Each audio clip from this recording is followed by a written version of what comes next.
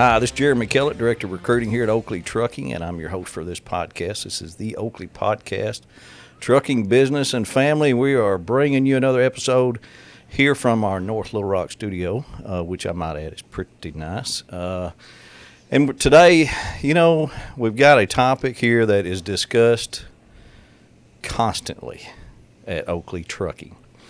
It is brought up every day, if not every hour. It is brought up all the time. It is something that has been instilled in my brain by Mac Holloman, Manley Denton, Benny Weatherford since 1994. And it's something that I feel like has played a huge part into what Oakley Trucking is all about these days. It has carried on over. We have done a good job of instilling it into these younger guys as they come into the company and instilling it into our owner-operators. So, and that topic is customer service. It's something that we're sensitive about. I got Scotty Crisco Russell Vallance sitting in here with me, operation guys. Russell's with the hopper division, Scotty's with the dumps. And we got a couple examples we're going to talk about that how little things affect customer service. So we'll get to it here in just a minute. First, I want to let's see. This is going to come out when, Annabelle? Is this the week of Driver Appreciation Week? Let's see. It may be. No, this is going to come out. It's going to come out the 11th. It's going to come out the week before Driver Appreciation Week. So we'll touch on that that week of. We'll talk a little bit about Driver Appreciation Week. Matter of fact, got a special guest. We're recording next week with the president of Arkansas Trucking Association. Shannon Newton's coming over and going to visit with us a little bit. We're going to talk driver appreciation and a few other things that are going on that she's dealing with. But first, back to our sponsors. I can't say enough about Arrow Truck Sales, Keith Wilson, Amy, Trey, how they really do good at taking care of our owner operators. I can just I tell you example after example of what they've done to help guys that are getting in bad situations, that have truck problems, that help warranty, kick in, all kinds of stuff with Arrow and Lube Zone. Of course, I mean they're like the silent killer. You don't. There's not a lot of them, but what you do when our guys use them, it's good stuff. It's good information. It's praises for Lube Zone, and I just can't say enough about those two sponsors hanging with us all these years. So it's worked out great, and we really appreciate it. So, all right, guys, I'll give you an example of I get good customer. You know how hard it is to find good customer service? Pretty hard. All right, so I got a mechanic, Mace's Garage. They're down the road, Russell. You're familiar with Jeff Mace. And I brag on him because I get excellent customer service from Jeff. Now, he's a little talks over my head kind of when I take my vehicle there, get something worked on. It's like he'll have a 5-minute conversation with me, and I'm just like, man, I need some new brakes. I mean, and it's like, whew, but he's so good at it. But I mean, he gets it done. He is cost a little bit more, but I don't mind paying for good service. And that's just a good example that, I mean, he's got my business. I take everything to him just because he's provided me with good customer service. Y'all had any good service or bad service lately?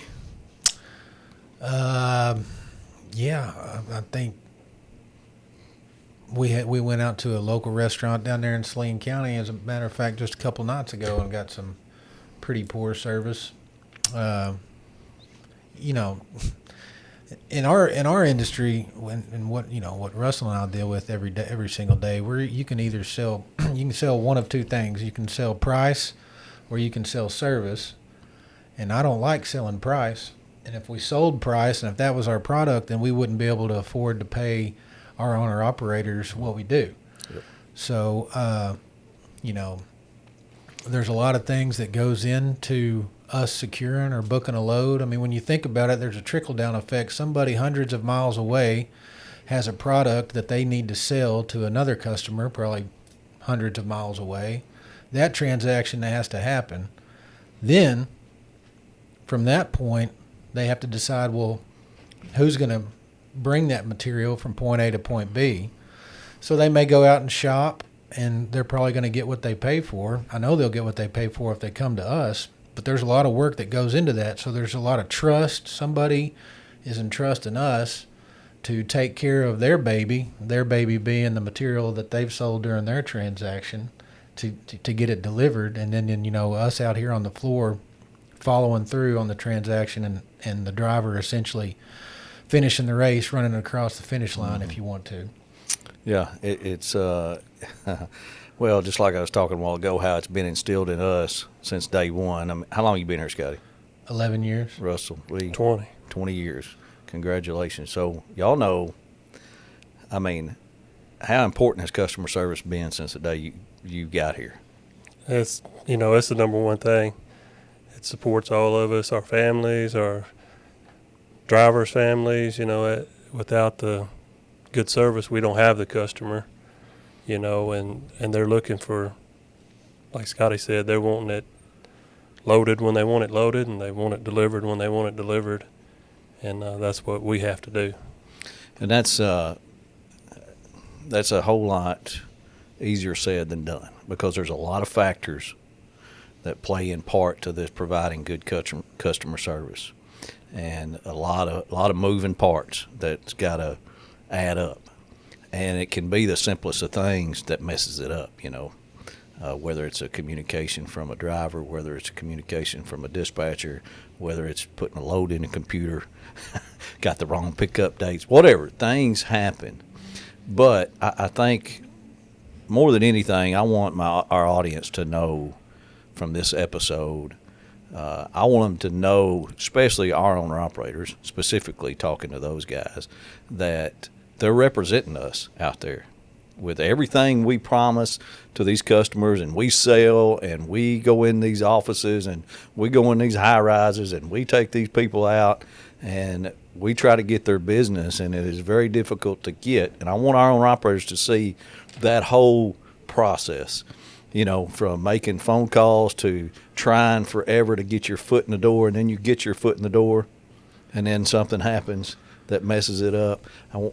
I just, and a lot of our owner operators know this, but I think it, we're going to give some examples here in a minute, but I think it just, when they can see the big picture too, and that's both sides, us seeing their side of it too, with what they got to deal with, which we'll touch on a little bit too. But, you know, I think if they'll get a grasp of the big picture of what we're trying to do here, you know, we are trying to uphold our reputation for what we're known to be, and that's good customer service and safety.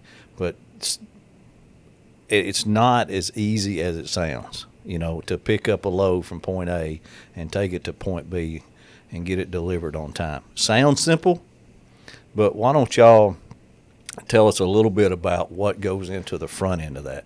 Maybe some customers that are particular that you wouldn't think are particular. Well, I know the listeners can't see what I'm trying to say, but I think the best way, if you could visualize, Manley does this during some meetings from time to time, but if you could visualize 3 circles drawn on a chalkboard, and all 3 of them slightly overlap each other, but there's one small area where they all 3 overlap each other right in the middle. And if those 3 customers, if you could visualize those being the customer, the driver, and then Oakley Trucking, you know, those are the 3 parties involved in every transaction. So the idea is to throw darts and hit that center where the transaction works for all 3 parties involved: the customer, the driver, and then, of course, Oakley Trucking. So that little center where those circles are touching. Also known as Big Mama. Right, Big Mama. But, you know, it's a constant, it's like a moving target. It's almost like a circus game. You know, you've got a driver dumping in Birmingham, and, you know, he's trying to get to Fort Smith, and, you know, a customer needs a load picked up on a Friday in Birmingham and delivered in Tulsa, Oklahoma on a Monday. Well, that transaction right there is nailing the middle of that. The driver gets home, he gets good miles, the customer gets the load picked up when they want to and delivered when they want to. That is a rare scenario because there's so many factors that are, driver needs, he doesn't have hours to make it home. He's not going to get home till Saturday, and the customer closes at 2 o'clock, and the driver's not going to make it to load. So, you're constantly changing, and now you have to put a driver on it that's going to have to take it 250 miles out of route. And you know what I mean? So it's a lot to balance. But there are certain scenarios where the driver is gone, the driver will be like, yeah, I can make it home Saturday. That's fine. I can do that load. So there's a scenario where maybe the driver, his little circle didn't get hit as good as Big Mama and the customer. You know what I'm saying? So as far as from Jump Street on how a load actually gets booked and in the computer, Yeah, I think those three areas that you're talking about, the owner, operator, Oakley, and the customer, all three of those have two main interests. One is making money, and, the two is not having any problems. Yeah. Whether it's a problem going home like Scotty's talking about, or, the customer just giving us the load and we load it and deliver it and there's no issues at all.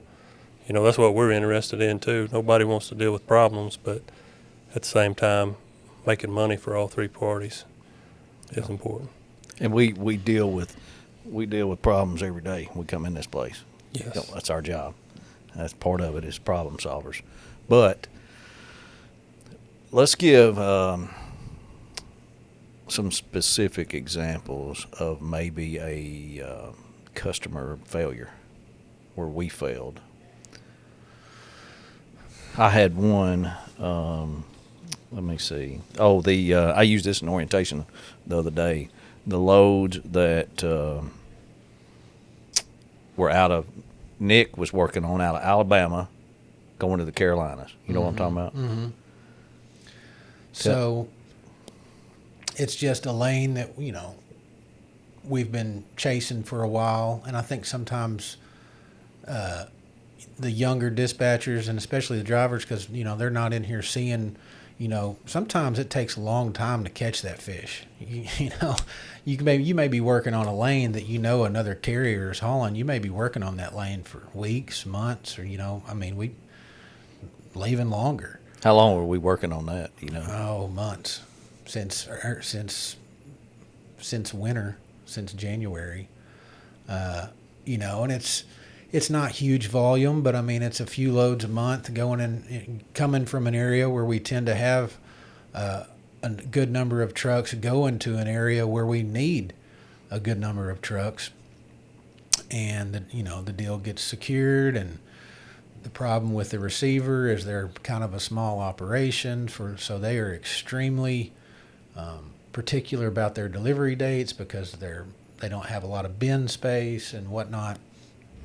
Well, our very first load got loaded a day early because someone at the shipper picked up the phone and told the driver that he didn't care if he came on in and loaded. Well, that guy who's loading the truck, he's not aware of what all he's just thinking that's one less truck I'll have to load tomorrow. And then the truck delivers a day early and they're not ready for it. And, so, and there's a lot of gray area there because, you're talking landscape rock and lightweight and whatnot. There are some things that have some serious flexibility, but then in our industry, there's also a lot of things that are very date specific and time specific. But in that specific situation, that's the frustrating part where you work so hard to get your foot in the door. Mm-hmm. And then the owner-operator, great guy, been here years, all good. And he simply thought he was doing something good. Thought he was doing good, but I want to say dispatch told him these dates, when to load. Took it on himself to load early and deliver early. For whatever reason, whether he's trying to do good or I don't know. But it was the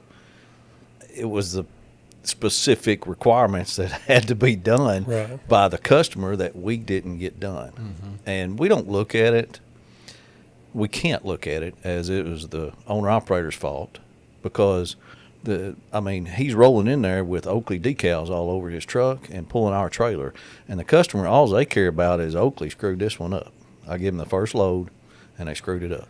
Yeah, and that's the thing. It's the first load, first one. And he probably didn't even know it was the first load, which we should have communicated better with him. Whatever. I mean, it is those are the things that I'm glad you explained that kind of was leading up to that, and what all's taking place behind the scenes to try to get that freight. Especially in today's market, it's no secret, and the drivers know this, and most of our drivers have been in the trucking game long enough to know that it can tend to be cyclical.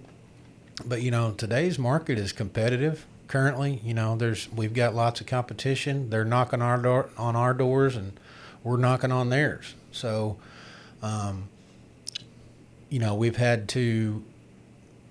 we've got more trucks and more availability, so that's allowed us to maybe be more competitive on rates in certain areas and whatnot. But when you finally land the deal, man, you just want to do it right, and that goes all the way down to, are you dressed professionally? Do you have your steel-toed boots on? Do you have your hard hat and your safety glasses and your high-vis vest? You know what I mean? Because, I think that's probably part of the issue is a lot of our customers are really laid back. Come on in, take care of business, driver, do your thing over there. And then the next one you go into, you got to watch a video. You can't get out of your truck. You can't go over 5 miles an hour. I mean, all that kind of stuff. And I can see I would get a little lax probably because I've been all week and hadn't had a whole lot of requirements. And then, bam, I go to the next one, and they're like, I can't get out of my truck. I got to have on my PPE. I'm getting in trouble. So it can be a lot of that, I think plays a part in it. But that's why they got to be on their game every day. Absolutely. Yeah, that's right. What about in the hopper division, Russell? What kind of stuff do y'all run into? Well, probably a good example for that is about a month ago we were doing some grain loads out of Illinois going to Sulphur Springs, Texas. The driver that was doing it has delivered to Sulphur Springs, Texas before, but we go to about 4 different customers in Sulphur Springs, Texas. So he took it to the place he went to last time. Uh-oh. Which unfortunately was not the place it was supposed to deliver to. So we delivered to the wrong customer on that end. And he unloaded? So thankfully, the people we bill for those particular loads, they have both of those customers. So they were able to sell it over to the other side, and we were able to get another load to go to the right place in Sulphur Springs, Texas. But, obviously the details matter. It's pretty easy to do if you've been there before. You're going from Illinois to Sulphur Springs, Texas. Yeah. Just like I did before. Yeah. And you go right on in there, and they unloaded him, of course. So how do y'all handle the customers when they call in with complaints, other than ready to explode, your head explode? How do you handle talking to the customers that call in and we've done something wrong?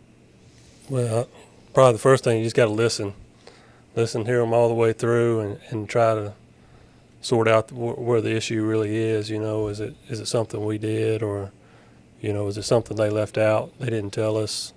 It could be a lot of factors that cause that. But we try to smooth that over the best we can, depending on what the issues are.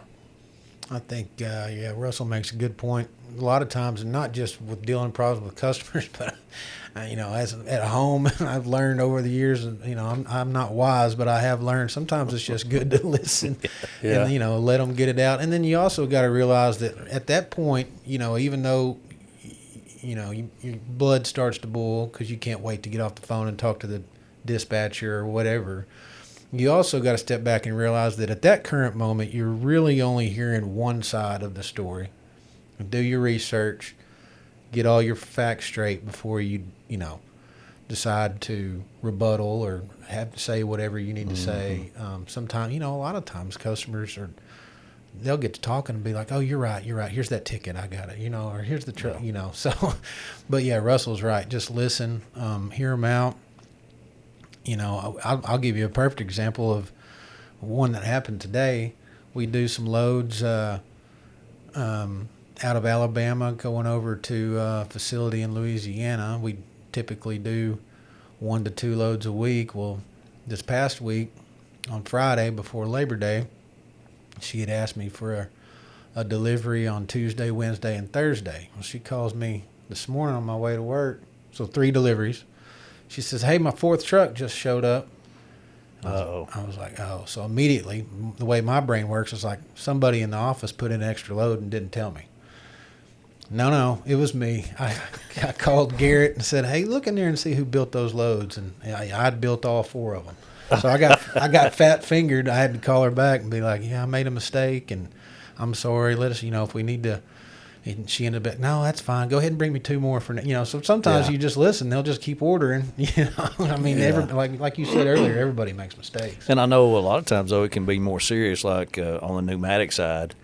A mistake on that side can be just absolutely costly.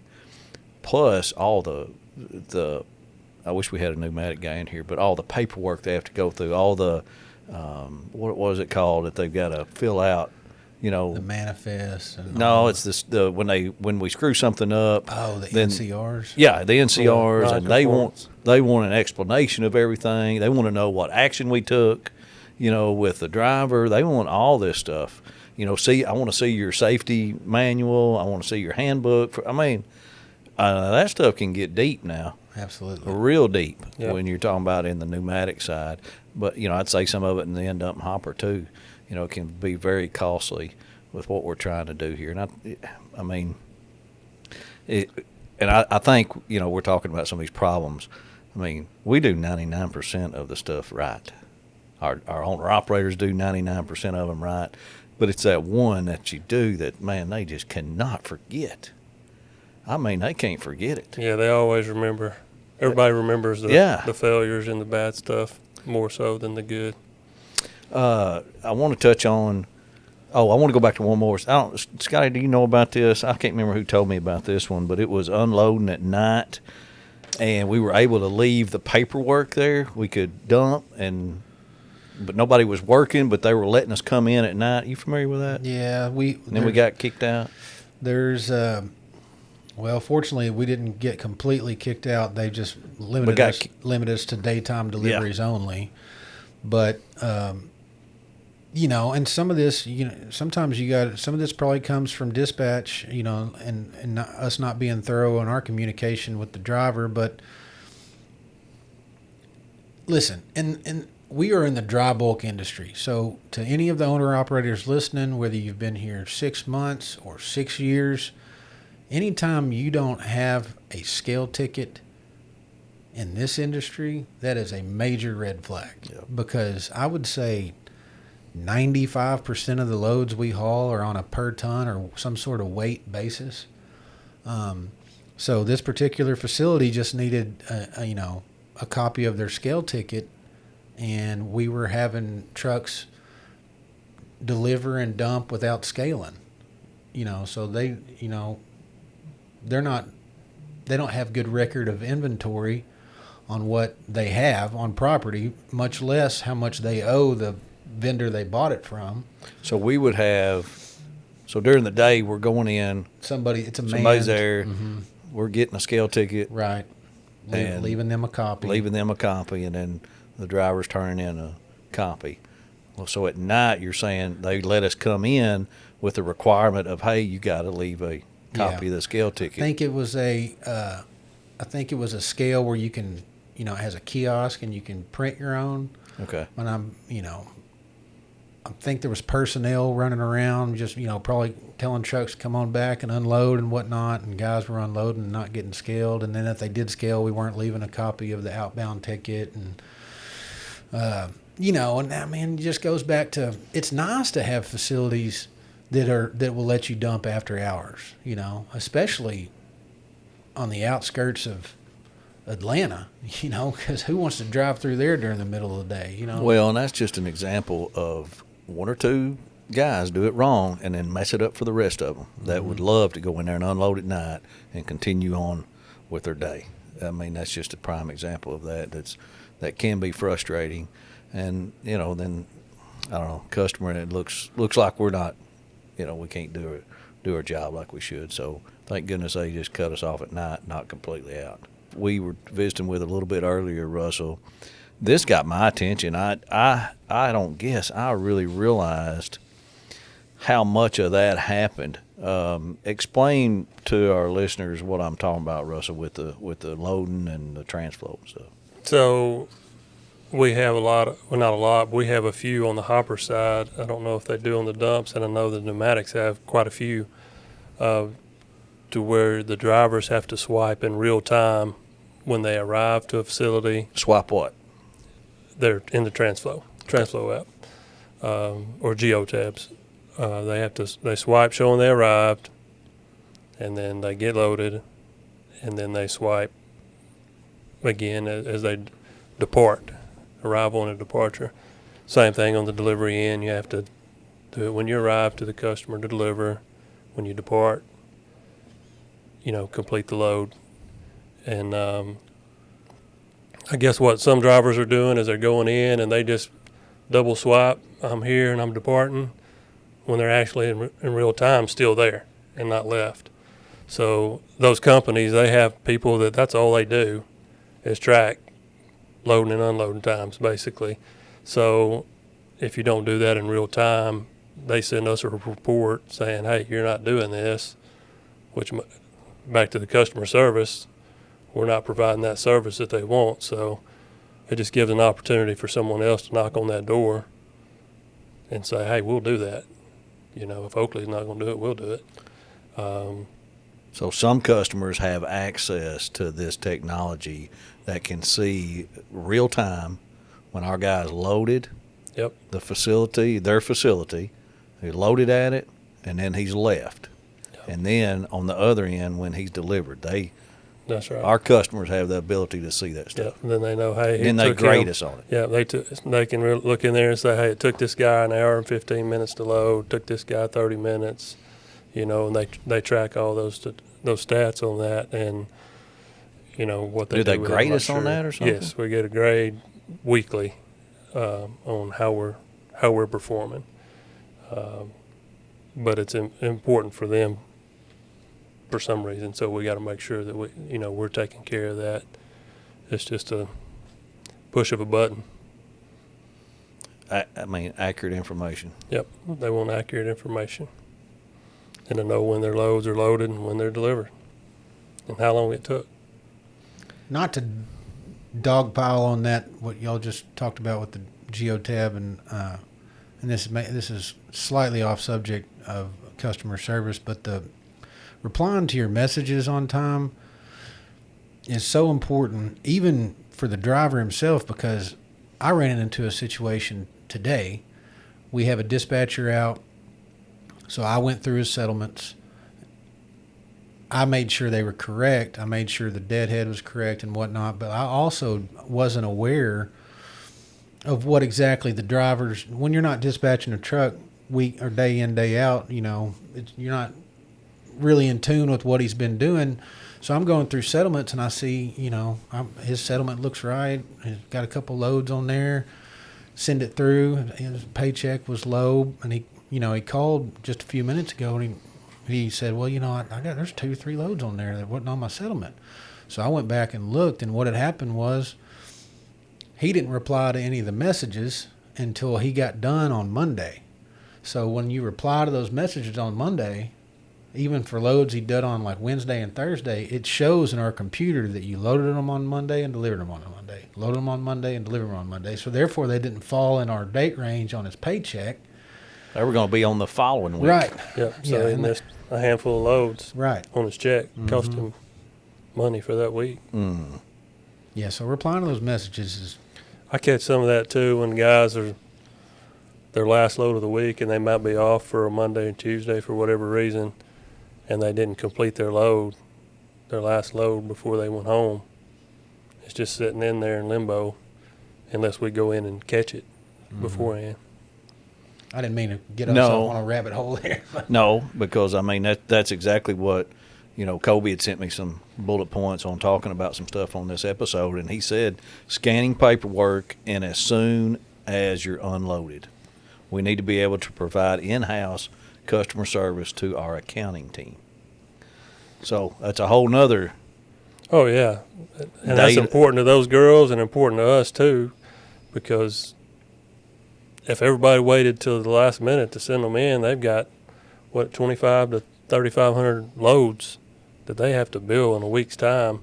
And if everybody waits till the last minute, then that's going to delay everything, which, we don't want to do. Plus, we have customers that'll call and say, hey, I need you to send me a proof of delivery. Yes.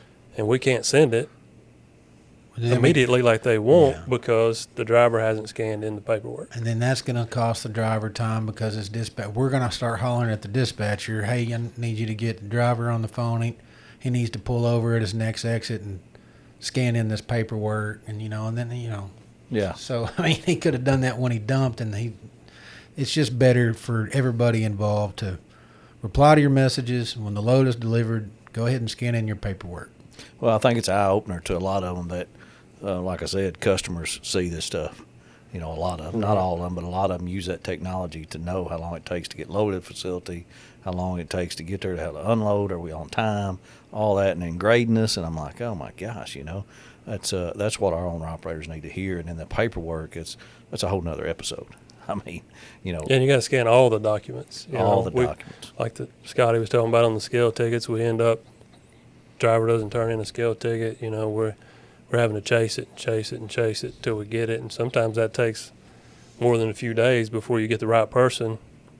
And then that delays that load hitting the driver's settlement and Oakley's bank account too. And I don't want to, which we'll finish this episode on the positive note. I don't want our owner operators listening thinking we're beating them up on some stuff, because that's not the case. We're all in this together. They're pulling an Oakley trailer, got Oakley on their truck. We're all one here. We're just trying to make sure none of us are making as few mistakes as possible and to be as efficient as we possibly can with this. And this is some of the small stuff that makes a big difference that I think that they need to hear, because this is stuff we've talked about every meeting that we've ever had. Is how this paperwork, customer service, communication is the next one we need to talk about. That it's just a constant weekly thing, and I want our listeners to know we care. We care because we want to get better, because we charge for good customer service, and the reason we can charge, like you said earlier, Scotty, was so we can pay. Then because we pay so well, we attract good people, good owner-operators, good equipment. It's a full circle deal that is working here, and it's just our owner-operators and people that any owner-operator that's thinking about coming over, you've got to buy into the program. If customer service is not important to you, you're going to be miserable at Oakley Trucking. It's just you're going to be fighting a losing battle. Yep. Because that's what we're all about. If you don't want to provide good customer service, if you don't want to provide a good appearance, if you don't want to provide a good truck, do not work at Oakley. Don't even think about coming here, because that's what separates us. And that's what gives you guys the confidence on that phone to give that rate that I know we can take care of you, customer. When you call me, we're going to get it done. And that gives you got confidence in the owner-operators at that point, because we've made that full circle. And to me, that just makes a huge difference.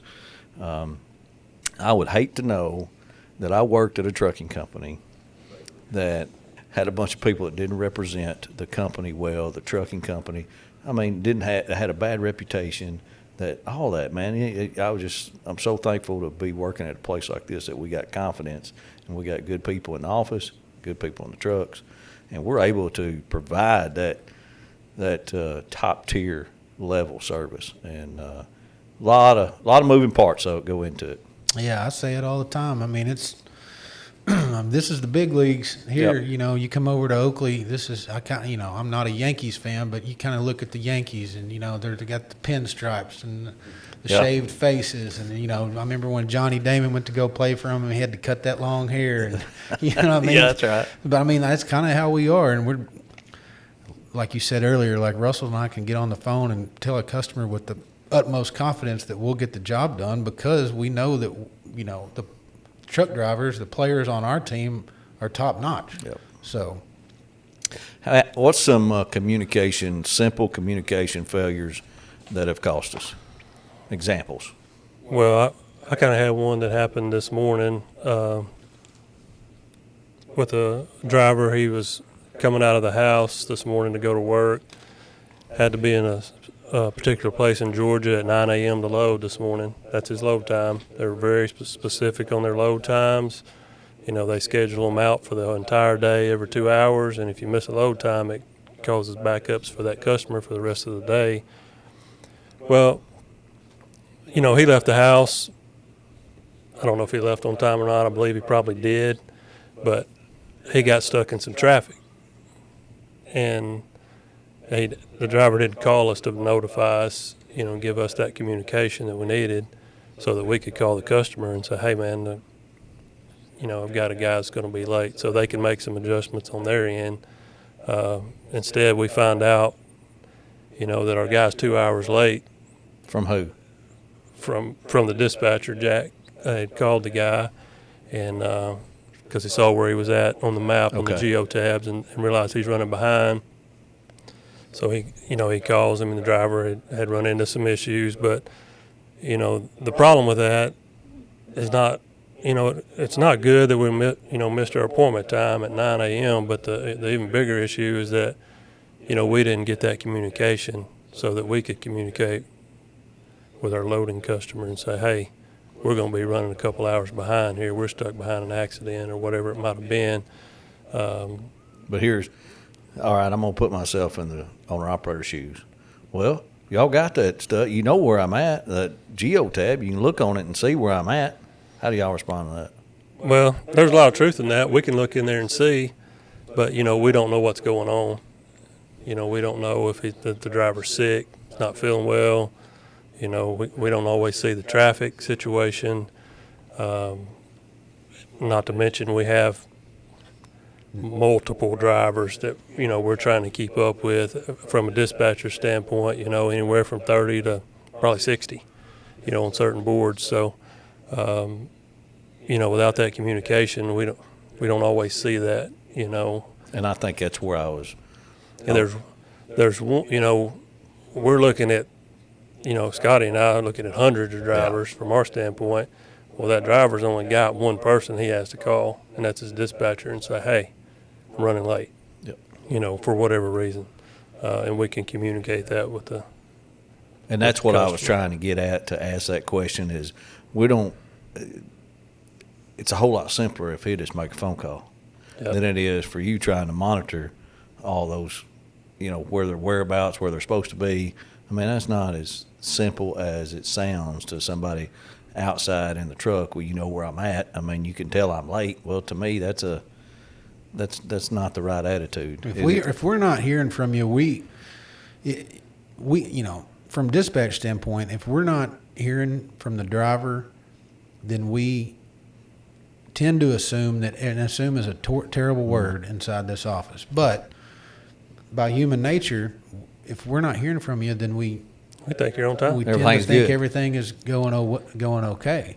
And the guy didn't leave his house this morning to purposely be late. Yeah, he didn't do that on purpose. You know, not at all. But you know, things happen throughout the day that problems, especially with the drivers, they deal with tons of stuff that goes on. But the customer don't want to hear about traffic. Yeah, it's back to what we said in the beginning. The customer wants us to be problem free. Yep. You know, but they do understand that, you know, problems do happen for the most part. But if you let them know, it's sure a lot easier than, you know, them noticing the problem. And, you know, then the trucks get jammed up. Other trucks get jammed up because we have a late one. And then what are those guys going to want? They want to get detention pay, you know. So it messes with other guys that are trying to do things the right way too. So It's kind of like going to a restaurant and ordering an appetizer, and you sit there and you sit there and you sit there, and then the appetizer comes out with your main course too. Am I the only one that irritates? I want my appetizer before my dinner gets here, and then there's well, we're understaffed and I forgot to put the order in. And I don't mean to sound crass, but I just really don't care. And the customer doesn't care. They just want their truck on time, Well, the worst now, and this is really getting sidetracked, is enterprise, renting a dang car. Oh, yeah. I mean, and then you get there, well, sir, we don't have any cars. Yeah. I rented a car. I reserved a car. You took my reservation. Yeah. Well, I'm sorry, sir, we don't have any right now. Yeah. Really? Yeah. I mean, that drives me insane because that happens. Oh yeah, several times. There's a great Seinfeld episode on that. Oh, is there? And he said he gets there and the lady tells him, "No, I understand what a reservation means." He says, "I don't think you do."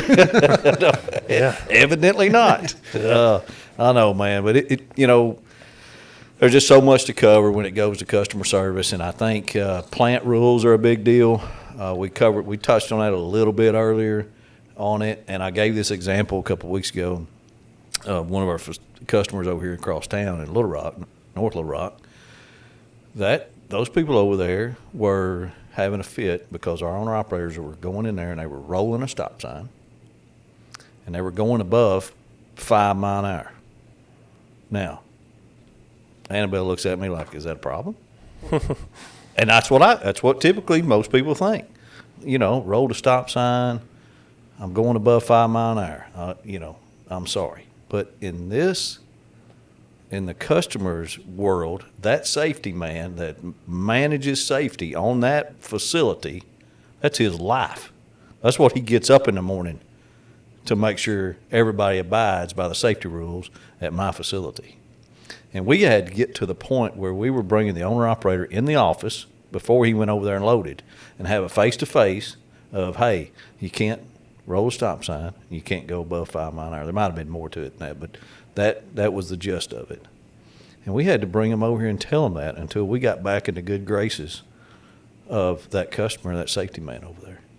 And just simple things that people don't think is important. Well, it's important to that man over there. And that's the kind of stuff that our owner-operators, man, I don't know how they do it, but they're going to these new places every day with new rules that they got to figure out.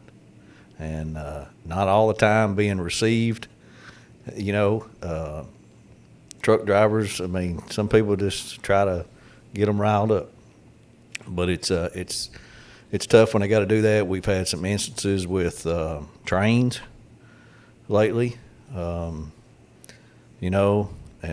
we, just like you just did, shake our head at how do we get hit by a train, in a facility. But it happens, doesn't it?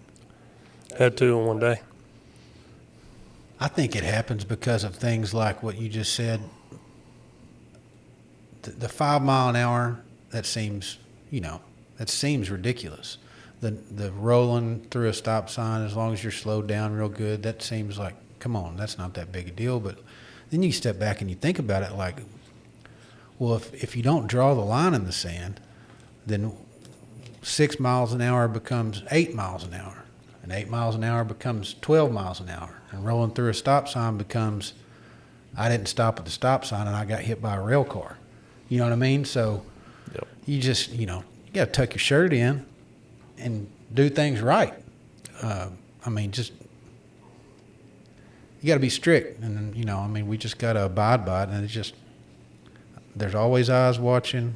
Customer service is so important. Little things like that add up and matter. Yeah, it does. It affects everything, and I think that was the purpose. I don't know how long we've gone on here, but if y'all are about ready to wrap it up, but I got one more Tell me. I'd like to add. It's kind of a positive one instead of a negative one on the communication. Yeah.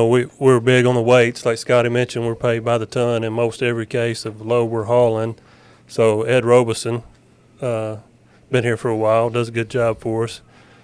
Jack told him, hey, if you have trouble getting the weight on, give me a call. So he gets to a place, and he's loading rice, and he gets on a gross weight. I don't remember what his gross weight, but the net was 48,000, and he could haul easily another ton.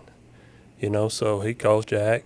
Jack calls the customer, and, of course, they wouldn't let him load anymore. But, Ed did the right thing.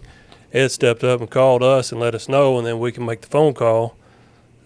Sometimes we might be able to get more weight on, and then we're all making more money. But, Ed was looking out for himself because he makes more money, but he's also looking out for us at the same time, to make us more money, and to add on top of that to get the customer on the other end a better load.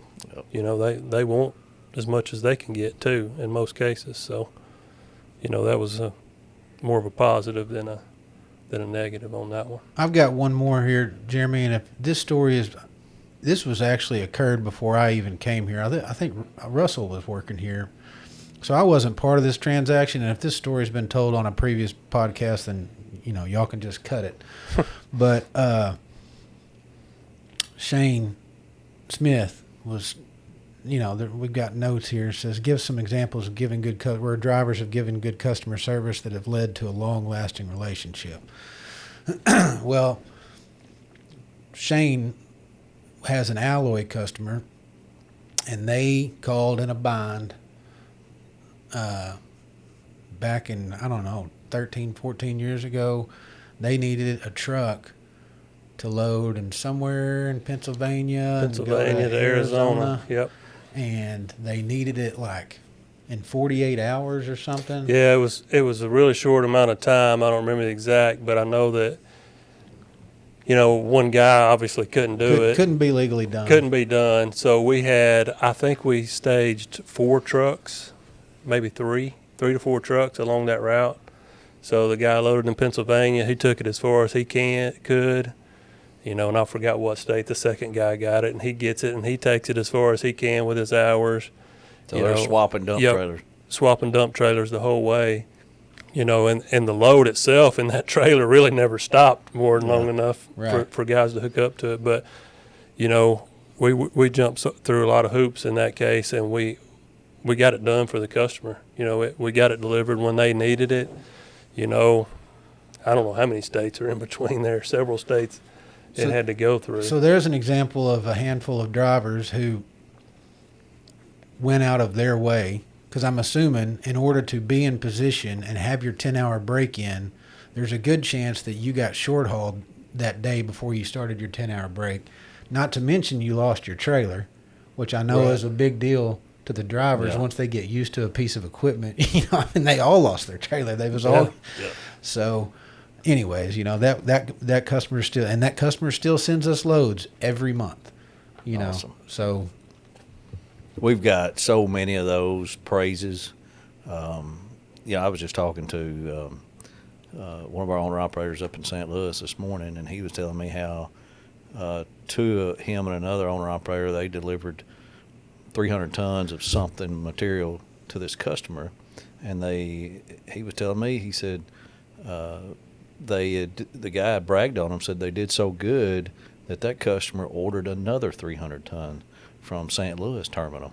So it was, the benefits of that just helped the terminal, helped our owner operators, got them more freight to haul, up there. And it's just, there's so many praises. We should put them out, to be honest with you, more than anything, because we get, we don't do that enough, because we have so many good owner operators that help us get in that door. I know we told a story about one about got us knocked out of it, but there's countless other ones that, we know when we got a new customer, we typically going to brief a guy and send him in there and, hey, this is critical information. And that's another side of it. You touched on a little bit, Russell, from the driver standpoint of them getting all the right information. And I get a few complaints occasionally of, hey, I didn't get the right address. I didn't get the right phone number, that they sent me. It's not the right stuff. And then they end up going to the wrong place. And it not only makes Oakley look bad, but the driver's embarrassed, because we didn't give him the correct information. And we've talked about this in the past, of making sure that stuff's right in the system that we're going to send to them. What suggestions do y'all have to an owner-operator that's having those problems that we're trying to work through? First thing be call your dispatcher, and go from there. But, like you said, we've got to do it right on our end when we get the information from the customer, put it in like it's supposed to be. But sometimes we don't get all the good we don't get all the information either. We get a half the information we need, Do y'all ever take the information from the owner-operator that went in there? Sometimes, and, yes. And then update the computer? Yeah, sure. Oh, absolutely. Especially on our side, from time to time we'll do job site work or whatever, going to a new ball field or going, a rail site or whatnot. And, like we started off the podcast with, we were talking about the transaction of booking a load. A lot of times whoever's sending us that information, the information they were given is dependent upon, it's just a trickle-down effect. And the driver, once, their boots on the ground, they can call us and be like, all right, here's what's really going on. Yeah. You know what I mean? So that, and he'll do Y'all that. listen to that. Absolutely. Yeah, because that's going to sure. make that next dispatch that much easier for the next driver. So, yeah, feedback like that really helps. Yeah, because, it's we're all make mistakes, and we all have got to improve in our own areas to make this thing work when it comes to, booking a load with the customer, dispatching the driver, then the driver taking care of the customer on his end, and doing his things right. All those have to work together for that customer to seem like that was seamless. I can tell, right. Speaking of, and I got to brag on a driver, and, I hate to say it, I don't even know his name because he called his dispatcher, and his dispatcher turned around and asked me a question. But a driver actually saved my rear end today. He picked up a load at a shipper. Well, you've had a lot going on today. Oh, man, it has been. It is. I could probably sit here and have a podcast of all the mistakes I've made today. But he got to the shipper, got loaded, looked at his bills. His bills were different than what we had in our computer, what I had built in the computer. And although they're in the same town, like what happened with the Sulphur Springs deal, I had built this load incorrectly to deliver to the wrong customer across town. And he said, hey, these bills don't match what y'all sent me in my load information. I just want to double check that. So Before he got loaded? no, after he got loaded, before he delivered. Oh, okay. He's delivering tomorrow. And he said, I just want to double check that I'm going to the right place because these bills show something different. And so I went back and checked the email from the customer, and sure enough, I had built the load completely wrong. Oh, no. Yeah, so, man, check your paperwork, pick up the phone. It's like you said, this is a symbiotic relationship. We can't do our job without y'all, and the drivers can't do their job without us, and we're all in this together. So I appreciate things like that more than you know. Yeah, good information, man. Everybody plays a part, and that's something that I want those owner-operators to know, the dispatchers to know that listen to this, you guys to know we all play a part in this, to making this thing go round and being as error-free as possible and still keeping our good reputation and being able to do what we're doing because, since a long, long time ago, we have been instilling that in everybody's brain that customer service is important, and can't stress it enough. It's what we do. It's what we talk about, and we got to have the owner-operators on board to do it. We got to have the dispatchers on board to do it right. We got to have you guys booking it. We got to have the recruiters talking the talk about this is what we do here, and it's worked. We've as I've said before, we've created a monster here. This thing is a machine, and it takes a lot of people to make it work. So anyway, customer service, fantastic episode. I get excited talking about it, providing it, but being proud, of the company I work for. So anyway, thanks to all our listeners out there, to all our owner-operators and what y'all do every day. It does not go unnoticed. We even though we're not in that truck with you and see the obstacles you're going through every day, we sure appreciate everything you do to help us have a good reputation and be known for that A1 customer service in the trucking business and the dry bulk business. So thanks for listening. We'll talk to you again next week.